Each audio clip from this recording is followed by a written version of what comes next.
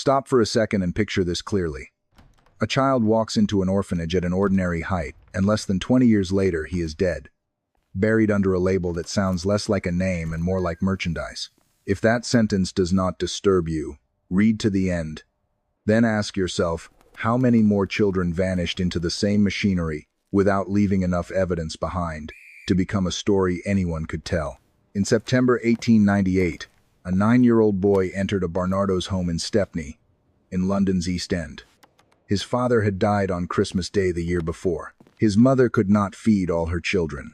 On the intake record, he was described as healthy. His height was noted as just over 4 feet. Ordinary enough for a boy of that age that nobody could have guessed what his body would become. His name was Frederick John Kempster. That should have been the beginning of a rescue story. It was not.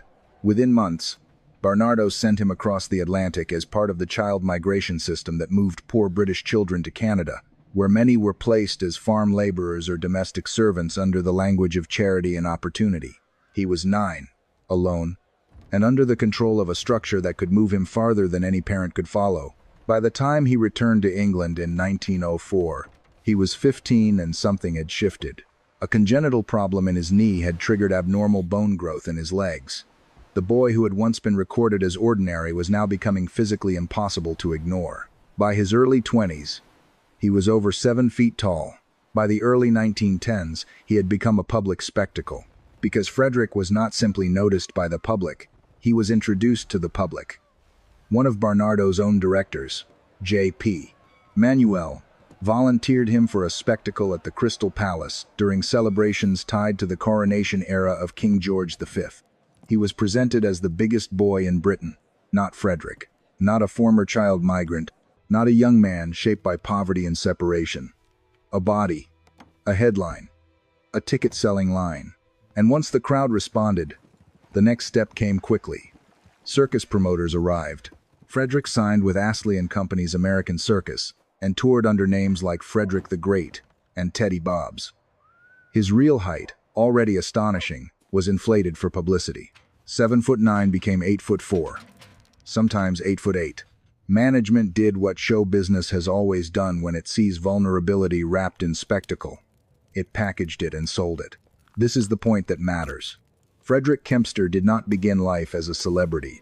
He began as a poor child in an institution that promised protection. That same institutional world first transferred him as labor, then helped deliver him into exhibition. Not through some random rumor, through a documented connection involving a Barnardo's director. Frederick spent the rest of his short life being seen for money. Crowds stared. Posters lied. Managers promoted. His body became the product. In 1918, while touring in Blackburn, he contracted influenza. It turned to pneumonia. He died at 29. He was buried in Blackburn in a 9-foot coffin. On the stone was a brand, the British Giant. Even in death, the label held. That alone should be enough to disturb anyone. But Frederick's story becomes even darker when you place it beside the larger systems surrounding him. Between 1,869 and 1,948, Barnardo's sent roughly 30,000 children from Britain to Canada. Across the wider home children movement, more than 100,000 children were relocated. In the United States, the orphan train system moved an estimated 250,000 children between 1,854 and 1,929. Put those numbers together and you are looking at more than 350,000 children processed through institutions built on separation, transfer, placement, paperwork, and silence. Now place that against another fact. Pituitary gigantism is rare, but not so rare that it disappears at this scale. A child may look ordinary at birth and then begin growing at a pace that becomes impossible to miss. Institutions like Barnardo's measured, examined, categorized, and moved children in bulk. If unusual growth appeared, it would not have been invisible inside a dormitory, a farm placement scheme, or an intake routine. It would have been noticed. So the question is not whether children with extreme growth pass through those systems. The scale alone suggests that some almost certainly did. The question is what happened to them after they became noticeable. And this is where the record starts to feel less like an archive and more like a room with locked cabinets. Frederick Kempster is remarkable partly because enough fragments survived. Intake records, public notices, family memory, circus traces, burial details. Without that chain of memory, Frederick might have dissolved into the same blur that swallowed so many poor children once they were renamed, transferred, or commodified. For every Frederick Kempster whose path can be reconstructed, how many other children passed through comparable systems without a paper trail strong enough to protect them from historical erasure? That is not melodrama. That is what happens when institutions keep incomplete records, restrict archives, and outlast the people who might have challenged them. Edouard Beaupré was born in Saskatchewan in 1881, normal-sized at birth and then subject to rapid growth.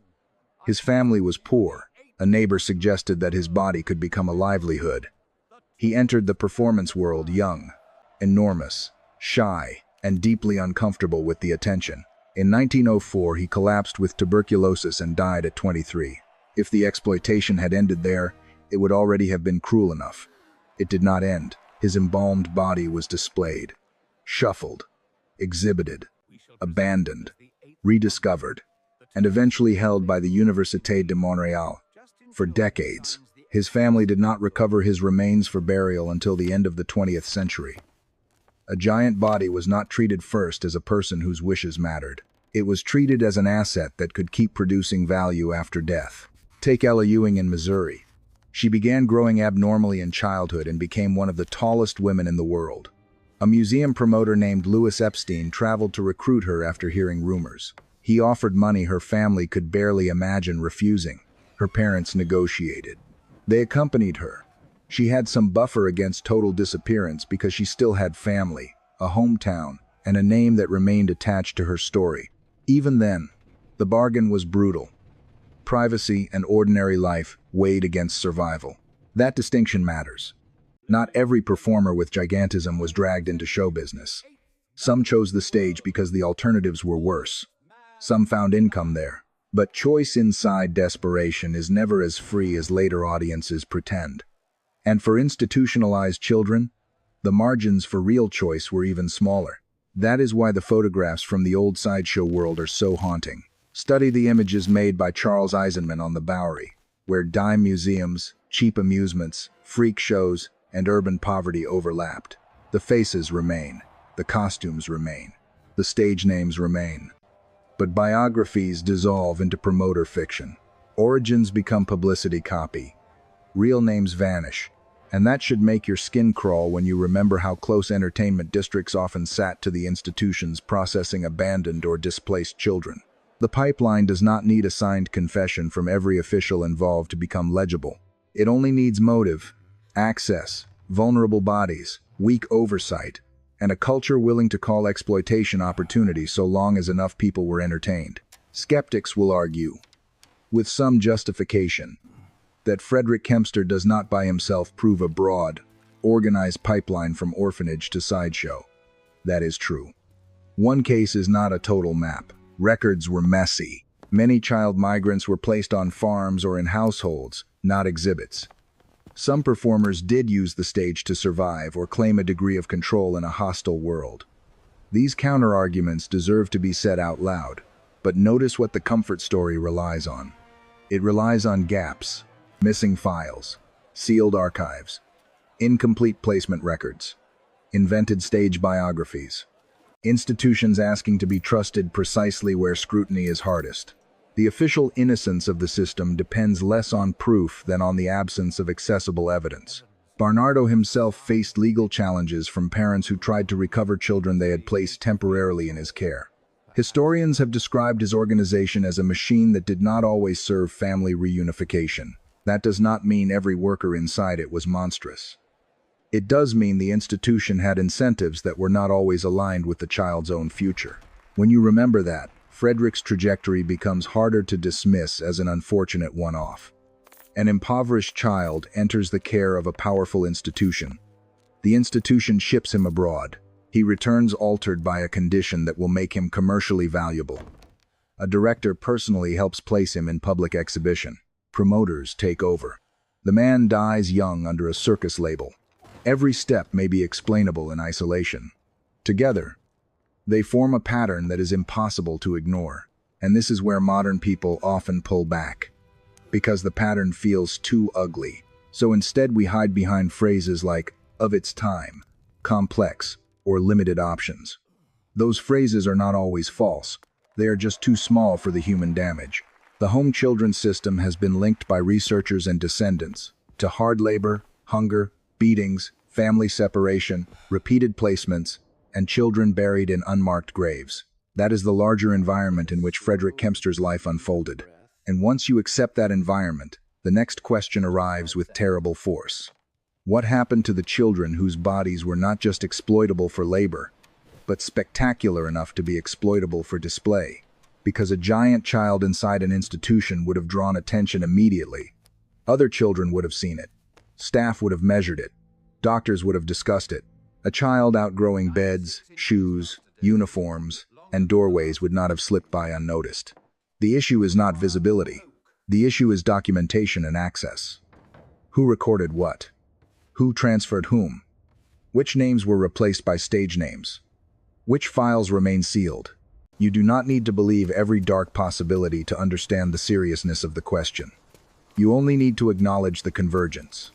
Massive child relocation systems, weak consent, incomplete archives, an entertainment industry hungry for human novelty, medical ignorance mixed with commercial greed, and a culture that repeatedly treated unusual bodies as public property. That culture was not subtle about itself. Look back to Charles Byrne, the so-called Irish giant, who begged to be buried at sea to prevent anatomists from taking his body. John Hunter acquired the corpse anyway.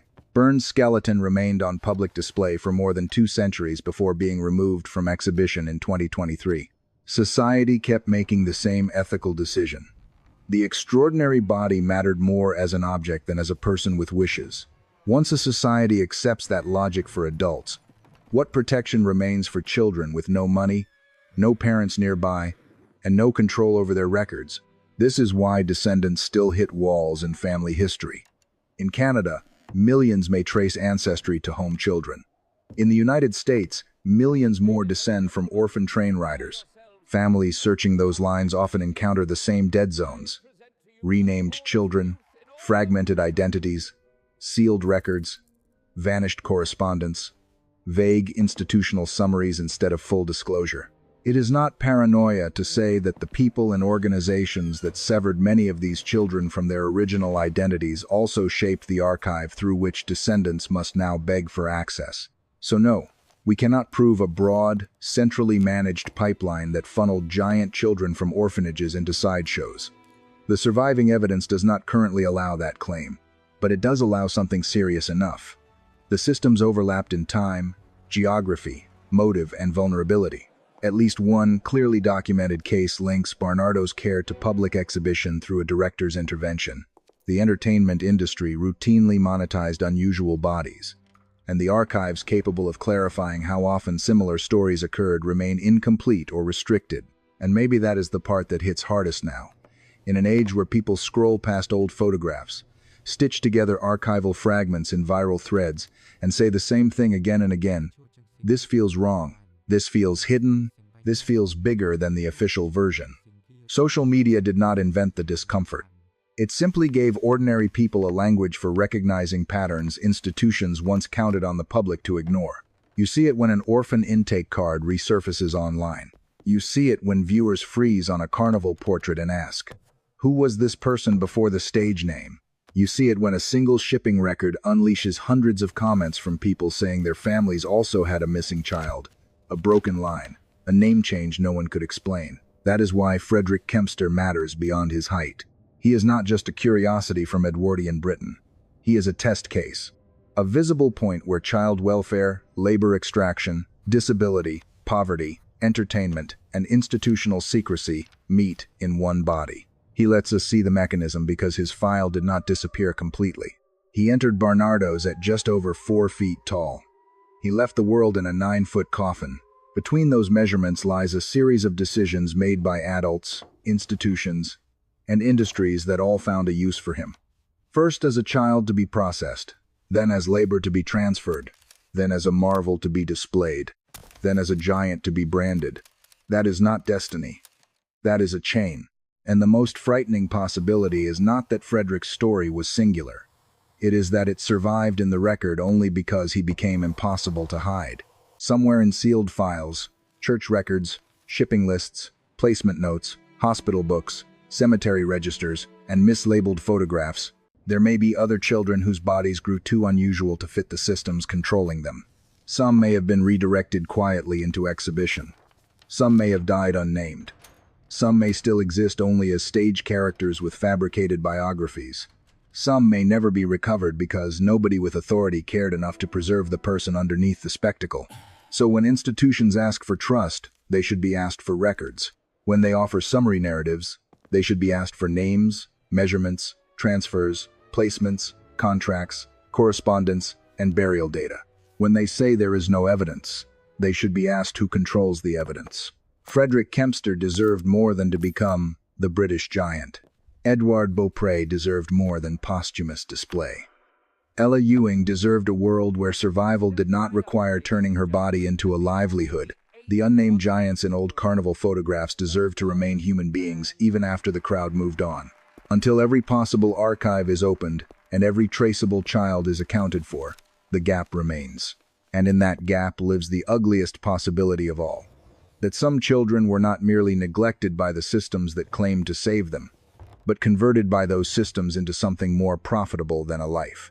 Not sons or daughters, not children to be protected. Exhibits. If history has taught us anything, it is that institutions rarely confess the full scale of what they were allowed to do. Someone has to force the question. Someone has to insist that the photographs are not enough. The stage names are not enough. And the gravestones are not enough. Someone has to ask what happened to the children who grew too tall for the orphanage beds, too visible for anonymity, and too valuable for mercy.